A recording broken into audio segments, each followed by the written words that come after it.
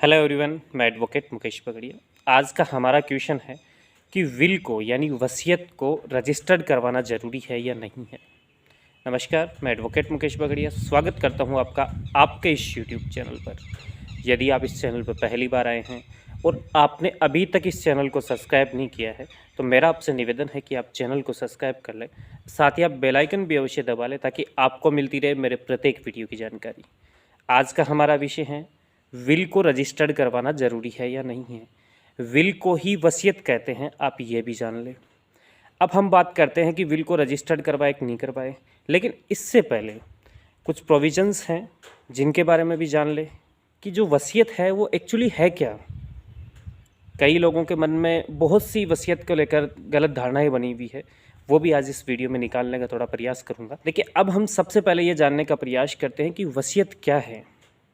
जैसे ए नाम का कोई व्यक्ति है, 5 बीघा ज़मीन या 5 प्लॉट रखता है, ये मान ले आप, और उसके 2 बेटे हैं। अब वह व्यक्ति चाहता है कि मेरे मरने के बाद इन 5 प्लॉट में से 2 प्लॉट तो मेरे एक लड़के को जाए और 3 प्लॉट एक लड़के को जाए, ऐसी व्यवस्था करना चाहता है। अब ऐसी व्यवस्था क्या करता है, कागज़ पे वो लिख देता है सारी चीज़ें, और लिखने के बाद रजिस्ट्रार के कार्यालय में उसको रजिस्टर्ड भी करवा देता है। और नहीं भी कराए तो कोई बात नहीं है, उसके संबंध में भी अपन अभी जानेंगे। अब वो क्या कर रहा है, रजिस्टर्ड करवा दी उसने। अब जैसे ही उसकी एक्सपायरी हो गई, मतलब जिस व्यक्ति ने अपनी प्रॉपर्टी के संबंध में व्यवस्था की वह व्यक्ति खत्म हो गया, मृत्यु हो गई उस व्यक्ति की। अब क्या करेंगे, उसके दोनों बेटों में प्रॉपर्टी के बीच में विवाद होता है, तो ऐसी दशा में जो वसीयत उनके पिता ने लिखी थी वो काम आएगी और उसके आधार पर उनका बंटवारा किया जाएगा प्रॉपर्टी का। 3 प्लाट एक को जाएंगे, 2 प्लाट एक को चले जाएंगे। हिसाब से बराबर बराबर होना चाहिए था, लेकिन वसीयत के आधार पर जो वसीयत में व्यवस्था की गई है वैसा किया जाएगा। अब मेन कहानी, हमने इनके मरने की क्यों बात की, मृत्यु की क्यों, मृत्यु के संबंध में ही बात की हमने इस वीडियो में कि मरने के बाद। तो देखिए, जो वसीयत होती है, जैसे मैं मेरी कोई वसीयत लिखता हूँ तो मेरी वसीयत तब तक कोई काम की नहीं है जब तक मेरी एक्सपायरी डेट नहीं आ जाती, मतलब मेरी मृत्यु नहीं हो जाती। तो जैसे ही कोई आदमी है जिसने वसीयत बनाई है, कोई भी व्यक्ति हो, तो उसकी अगर मृत्यु हो जाती है तो ऐसी दशा में ही वह वसीयत काम में आती है, प्रभाव में आती है। तब तक वो जीरो है जब तक वह जिंदा है। अब एक छोटा सा क्वेश्चन कई बार मेरे वीडियो में भी मैंने देखा है, कमेंट के माध्यम से पूछा गया है कि साहब एक आदमी कितनी वसीयत बना सकता है। एक आदमी चाहे जितनी वसीयत बना सकता है, चाहे 100 बनाओ चाहे 150 बनाओ, कोई फ़र्क नहीं पड़ता, चाहे 2 बनाओ चाहे 4 बनाओ, लेकिन उसकी अंतिम वसीयत क्या कह रही है, उसका मेन इश्यू है। जो भी अंतिम वसीयत होगी वही वसीयत होगी, बाकी कुछ नहीं है, जीरो है, आप ये मान के चलें। अब हम बात करते हैं कि भाई वसीयत है, जो विल है अपनी, उसे रजिस्टर्ड करवाना ज़रूरी है या नहीं है। देखिए, ऐसा कोई नियम नहीं है कि वसीयत को आप रजिस्टर्ड ही कराएं। अगर कोई भी वसीयत है जो आपने बनवाई है, वसीयत के लिए कंपलसरी क्या चीज़ें हैं, जो व्यक्ति वसीयत कर रहा है उसकी फ़ोटो वगैरह मान ले आप, और उसके साथ साथ जो भी गवाह के रूप में व्यक्ति उसमें आ रहे हैं, दो विटनेसेस ज़रूरी मान के चले, उनकी फ़ोटो वगैरह और उनके साइन, उनकी एड्रेस उसमें नीचे लिख दिया जाता है। अगर ऐसी कंडीशंस है तो फिर वसीयत को रजिस्टर्ड करवाना ज़रूरी नहीं है।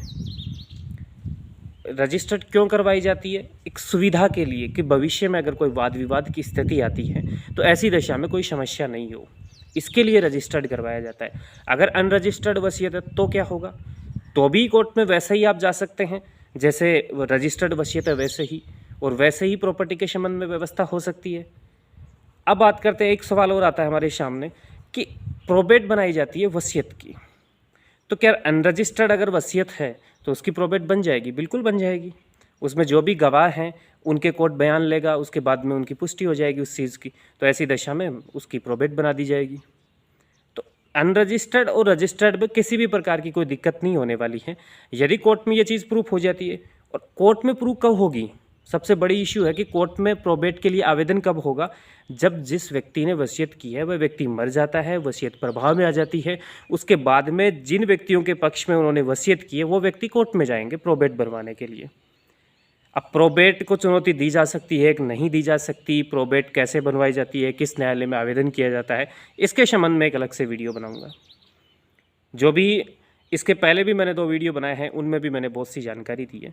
तो आज का इस वीडियो का मतलब यही था कि सबसे पहले तो आपको ये समझाना कि वसीयत एक्चुअली है क्या। वसीयत एक्चुअली ये है कि प्रॉपर्टी के संबंध में व्यक्ति व्यवस्था करता है कि मेरी प्रॉपर्टी पे हक किस व्यक्ति का हक होगा, किस व्यक्ति का अधिकार होगा। लेकिन एक चीज़ और बता देता हूँ, मेरे मन में आई कि अगर कोई भी प्रॉपर्टी है, जैसे मैंने मेरे पिता से कोई प्रॉपर्टी प्राप्त की है, पैतृक संपत्ति है, तो ऐसी दशा में पैतृक संपत्ति के संबंध में मैं अपनी मनमर्जी के मुताबिक वसीयत नहीं बना सकता। मेरी खुद की सेल्फ एक्वायर प्रॉपर्टी है, स्वअर्जित प्रॉपर्टी है, मैं उसकी अपनी मनमर्जी के आधार पर अपनी वसीयत बना सकता हूँ, विल बना सकता हूँ, अदरवाइज मैं नहीं बना सकता। अगर पैतृक संपत्ति है तो ऐसी दशा में पैतृक संपत्ति का बंटवारा जैसे भारतीय उत्तराधिकार अधिनियम है उसके नियमों को फॉलो करते हुए किया जाएगा। तो उम्मीद करता हूँ कि आज के इस वीडियो में आपको ये समझने में काफ़ी आसानी रही होगी कि वसीयत क्या है, कब प्रभाव में आती है, कौन बना सकता है, जिसके पास प्रॉपर्टी है, प्रॉपर्टी का मालिक है वही बना सकता है, अदरवाइज कोई नहीं बना सकता, और एक साथ कितनी वसीयत बनाई जा सकती है एक व्यक्ति के द्वारा, और कौन सी वसीयत प्रभाव में रहती है ये भी आपने जाना कि सबसे अंतिम वसीयत जो होती है वही प्रभाव में रहती है, बाकी की कोई वैल्यू नहीं है। और सबसे खास बात हमने ये जानी कि वसीयत को रजिस्टर्ड करवाना ज़रूरी नहीं है। अब एक बात मैं इसके साथ और बता दूं कि अगर आप वसीयत को रजिस्टर्ड करवाना चाहते हैं तो ऐसी दशा में जो भी आपके निकटवर्ती रजिस्ट्रार का कार्यालय है वहाँ इसके लिए आवेदन कर सकते हैं और वहाँ आप इस वसीयत को रजिस्टर्ड करवा सकते हैं, जो भी आप वसीयत आप बना रहे हैं। तो उम्मीद करता हूँ आज का ये वीडियो बहुत ही महत्वपूर्ण जानकारी आपको देने में सफल रहा होगा।